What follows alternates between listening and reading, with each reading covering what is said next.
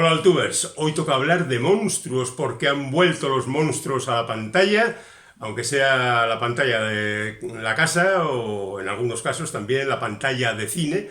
Ha vuelto la criatura de Frankenstein, ha vuelto Nosferatu. Estamos en una etapa de crisis, ya sabéis que se habla siempre de que cuando los triunfos de la pantalla incluyen monstruos, es que en la vida real hay algunos problemas serios, principalmente de guerras y de economía. Por ejemplo, cuando aparecieron juntos Frankenstein, la criatura de Frankenstein y Drácula, en los años 30 veníamos del gran crack del 29, aquello fue un desastre. En la Universal, cuando aparecieron juntos en la Hammer en los 50, estábamos en plena Guerra Fría. Cuando aparecieron juntos a principios de los 90, otra vez teníamos conflictos, en este caso la Primera Guerra de Irak, etcétera, etcétera. Y ahora vuelven de nuevo. No es que las películas de terror hayan desaparecido, porque verdaderamente significan un buen reclamo para un sector juvenil, principalmente del público, que la sigue con interés. Pero digamos que los monstruos clásicos, como estos que decimos, y otros como la momia, el hombre lobo, etcétera, etcétera, pues parece que se amontonan cuando hay una crisis importante. Ahora estamos en crisis, hay guerras, hay problemas económicos, hay gente loca mandando donde no debe y en definitiva estamos francamente muy acogotados por las circunstancias.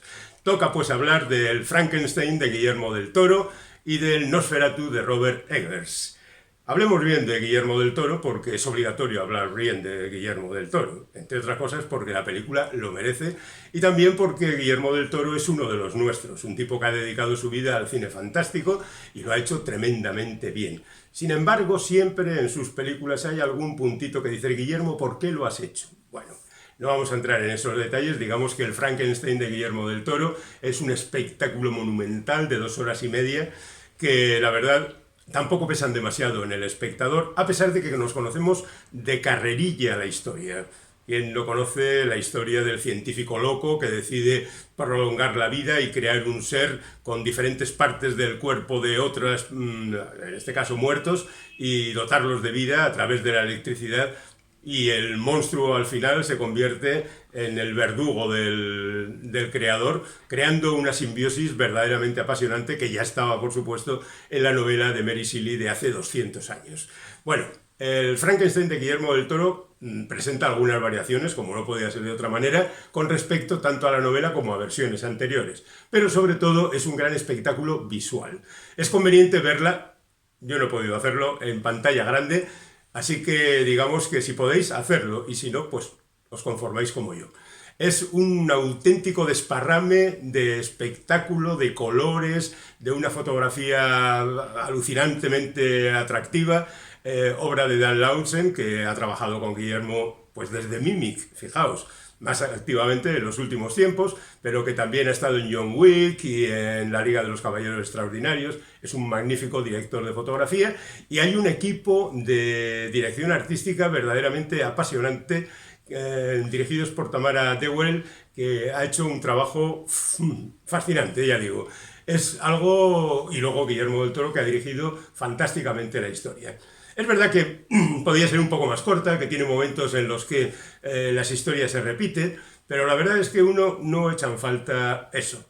Voy a decir aquellos puntos que me parecen un poquito más flojos. El prólogo, que se desarrolla en el Polo Norte, cuando el creador y su criatura se encuentran a través de un barco, parece que tiene momentos en que han desaparecido partes de ese prólogo. Hay demasiadas elipsis sin justificar, que da la sensación de que, nos vamos como precipitando, una tontería, ya digo. Hay otros momentos en los que el guionista y director, Guillermo del Toro, que es las dos cosas, mete conceptos que no tienen demasiado que ver en ese momento. Por ejemplo, están Elizabeth y Víctor hablando de cosas. Cuando de repente ella interrumpe la conversación para hablar de lo terribles que son las guerras y cómo las gentes que las impulsan merecerían cualquier castigo. Es un poco lo que hace Almodóvar en sus películas, ¿no? Él está hablando del cáncer y de repente mete la historia de la extrema derecha, por decir algo, en la habitación de al lado. o el asunto de las fosas de la guerra civil en Madres Paralelas. Aquí Guillermo hace prácticamente lo mismo. Él también ha hecho una adaptación más asequible a prácticamente todo el mundo. Cuando William le dice a Víctor, el monstruo eres tú, es algo que todos sabíamos, pero que no es necesario verbalizarlo. Y en ese sentido es demasiado obvio el retrato que se hace de los personajes. Sabemos quiénes son los personajes. No hace falta que nos los expliquen detalladamente estrujados y convertidos en zumo de este territorio. Pero con todo, la película creo que merece la pena. No estoy tan de acuerdo con que Oscar Isaac haga un gran papel. A mí me parece un poco histerizado, un poco salido de madre, pero Jacob Elordi como la criatura está fantástico y verdaderamente resulta muy, muy atractivo, ¿no? Y bueno, pues hay un personaje que se han sacado de la manga, que no estaba en historias anteriores, y la verdad es que Christoph Waltz hace con él pues lo que suele hacer Christoph Waltz, que es llamar la atención. Merece la pena. ¿Merece la pena el Nosferatu de Robert Eggers? Pues no tanto.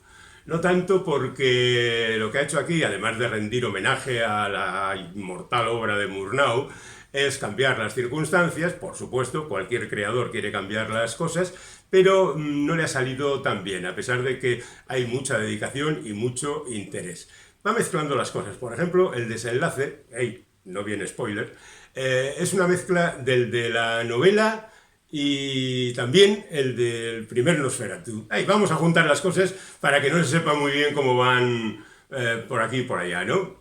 Voy a hacer mi versión personal.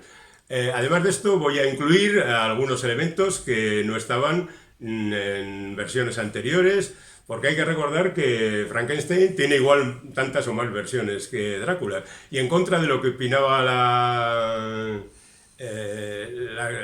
gente que en su momento decía que era mejor el Drácula de Coppola que el Frankenstein que después se hizo con Kenneth Branagh de director y protagonista, pues yo no veo tampoco demasiadas diferencias. Pero en este caso, entre el Frankenstein de Guillermo del Toro y el Nosferatu de Robert Eggers, pues sí las aprecio.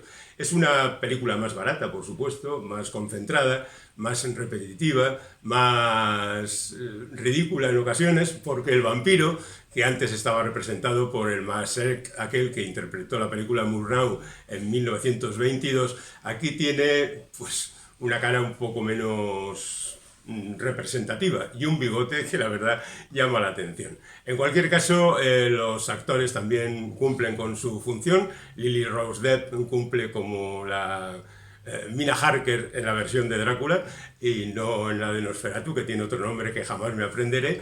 Y Nicholas Hoult pues es el Jonathan Harker que siempre hemos visto, un tanto amedrentado por la situación y por el conde Drácula Orlok, que es el vampiro.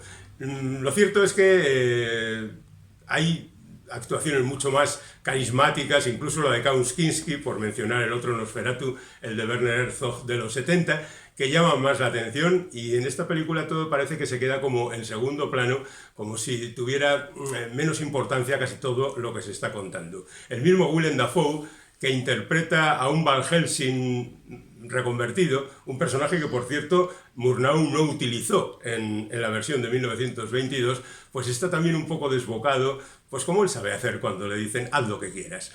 Y en definitiva, pues tenemos ahí una nueva versión. Hay otra versión de este año, pero que no he tenido oportunidad de verla, que recoge el fondo de las imágenes de la de 1922 y con nuevos actores aparecen en primer plano con el fondo de las montañas, por ejemplo, del Nosferatu de Murnau, ¿no? Bueno, pues igual merece mucho más la pena que este de Robert Eggers, que fue muy aplaudido con La Bruja, fue muy aplaudido también con El Faro, aunque a mí tampoco me convenció demasiado, y luego con El Hombre del Norte, pues parece que consiguió la fama internacional, siendo una película muy discutible. Ahora seguiremos discutiendo sobre este Nosferatu, pero atención, porque han vuelto los monstruos. Y eso igual quiere decir algo.